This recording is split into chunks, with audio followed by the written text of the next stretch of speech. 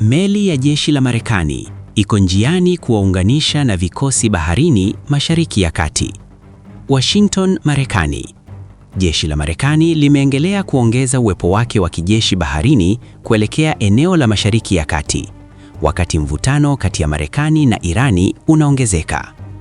Taarifa za kijeshi zinaonyesha kwamba USS Gerald R. Ford, meli ya kivita ya ndege kubwa zaidi ya jeshi la Marekani, ilikuwa ikivuka bahari ya Atlantic na kuingia bahari ya Mediterania, huku ikiendelea safari kuelekea eneo la Mashariki ya Kati.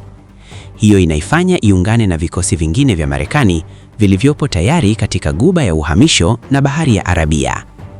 Meli hii pamoja na silaha na jeshi lake lote imeondoka eneo la Karibiani ambapo ilikuwa ikishiriki shughuli nyingine za kijeshi na ikaanza safari kuelekea sehemu ya operesheni ya pamoja na USS Abraham Lincoln na vikosi vingine tayari vinavyofanya kazi chini ya US Central Command. Uwepo huu wa meli za kivita na vikosi vya kijeshi ambao pamoja na ndege za kivita na mifumo ya ulinzi wa anga umewekwa ni sehemu ya mkusanyiko mkubwa wa kijeshi wa Marekani katika eneo hilo, moja ya makubwa zaidi tangu vita vya Iraq mwaka 2003, wakati mazungumzo ya kisiasa na Irani yanaendelea.